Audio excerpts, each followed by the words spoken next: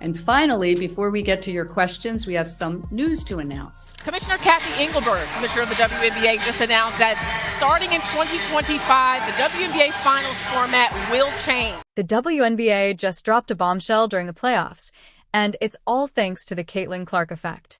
Big rule changes are coming in 2025. But here's the real question. Is it too little? Too late? Clark's playoff exit left arenas half empty and TV ratings in freefall. Now the league is scrambling to pick up the pieces.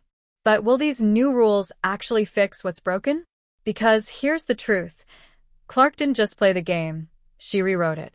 62 records shattered. Arenas packed to the rafters. Ratings through the roof. Clark and the Fever turned into a nightly highlight reel, and fans couldn't get enough. Well, I knew the atmosphere was going to be electric when they announced Caitlin's name in the dark and the fans went crazy. But here's the cold truth. The second Clark was out, everything collapsed. Ratings didn't just dip, they fell off a cliff, down nearly 80%. Arenas that were packed just weeks ago, now looking like ghost towns. Entire sections covered up with tarps just to hide the empty seats from live TV. And honestly, are you surprised? Clark was carrying this league on her back.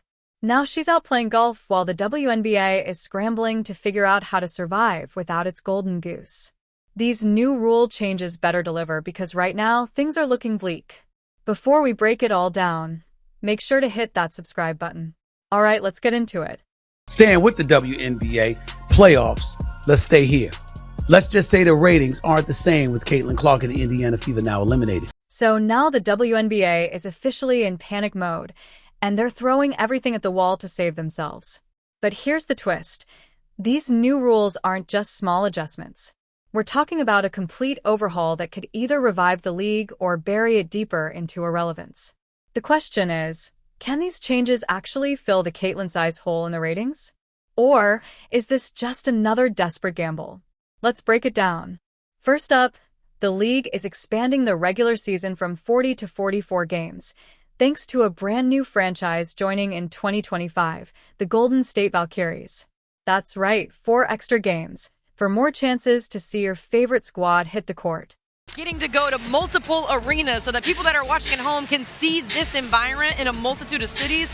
It's amazing. I love it. The growth continues. Because in the league's mind, more games automatically equals more fans and more money. Simple math, right? But they're not stopping there.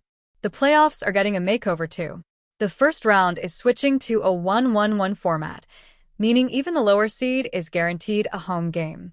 Starting in 2025, the WNBA Finals format will change to a best-of-7 series. Yes. And the format will be 2-2-1-1-1. But let's be honest here.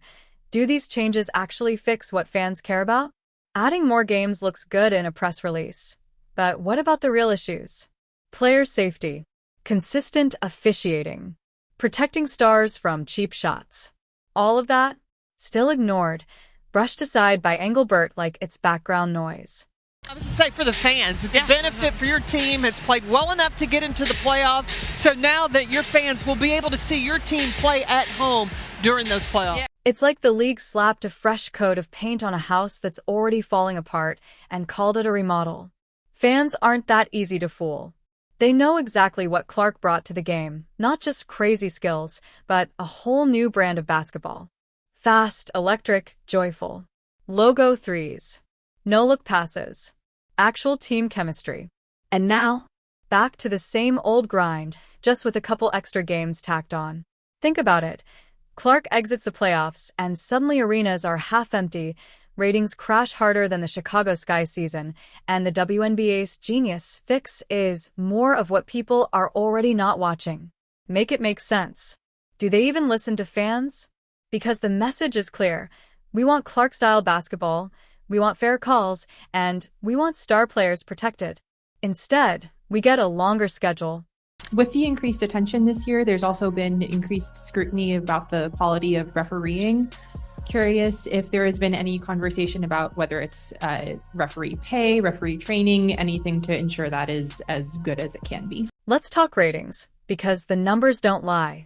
With Clark, You had regular season games cracking 1 million viewers and her playoff matchups pulling 2 to 3 million like it was nothing. Without her, you're lucky to scrape 500,000. That's not a dip, that's a free fall. And no amount of bonus playoff games is going to patch up that kind of collapse. So, what's the real plan here? Is the league betting fans will forget about the broken officiating, weak marketing, and lack of player protection by 2025? Or do they think hyping up rivalries is magically going to fill the Caitlyn-sized void in ratings? And the one thing as a very long-term sports fan I know is that officiating and refereeing is always at the top of a fan's list, of the media's list. Obviously, not every, they're humans. Because in Kathy Engelbert's world, it's always bigger than one player. But here's the kicker. These new changes could actually blow up in their face. More games mean more wear and tear. Longer playoff series? That's just more chances for injuries. And if the officiating stays broken, then congratulations, you've just handed fans more reasons to rage tweet and change the channel. It feels like the league's in denial. They caught lightning in a bottle with Caitlin Clark, and instead of learning how to bottle it again, they're busy rearranging deck chairs on the Titanic. Fans don't want more mediocre basketball. They want energy. They want fair calls. They want to see their favorite stars thrive, not get hacked out of games while refs swallow their whistles. Look, I get it. Change is tough. But slapping on a couple extra games and calling it progress? That's not fooling anyone. The WNBA needs to stare in the mirror and ask, are we really fixing the problem, or just trying to milk the Caitlin Clark effect before it runs dry? Everyone's buzzing about rule changes, but they're ignoring the real elephant in the room. Caitlin Clark hasn't just changed how the WNBA is played. She's rewritten the entire playbook, from the court to the boardroom to living rooms across America. And the proof? It's in the numbers. Clark's jersey didn't just sell. It shattered records, becoming the top-selling rookie jersey in WNBA history. That's not just a win. That's a lifeline for a league starving for star power. But here's where it gets even crazier. During her 2024 games, more than 54 million people tuned in. Yes, you heard that right, 54 million.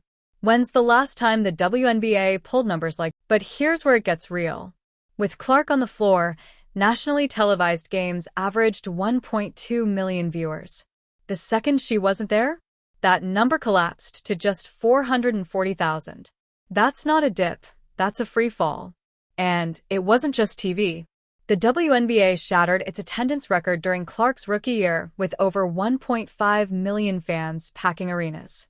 People weren't just watching, they were showing up in droves. And if you're thinking, okay, but it's just one player, think again. Clark wasn't just another rookie. She was a cultural moment. She made women's basketball must-see TV. She had people talking about the WNBA at water coolers, on timelines, and across group chats. When's the last time you saw that kind of buzz around this league? So why are fans tuning out now? It's not just about Clark. It's about everything she stood for. Fast-paced, high-scoring, edge-of-your-seat basketball. That's the product people fell in love with. And now, feels like we're right back to the same old snooze fest. But it runs deeper than that. Fans aren't only missing Clark's game, they're fed up with the league's core issues. Player safety? A complete joke. Fair officiating? Don't make me laugh. Remember the infamous eye poke incident? Or that embarrassing excuse for a Rookie of the Year ceremony? These aren't minor slip-ups. They're red flags that the league is out of touch with what both players and fans actually want.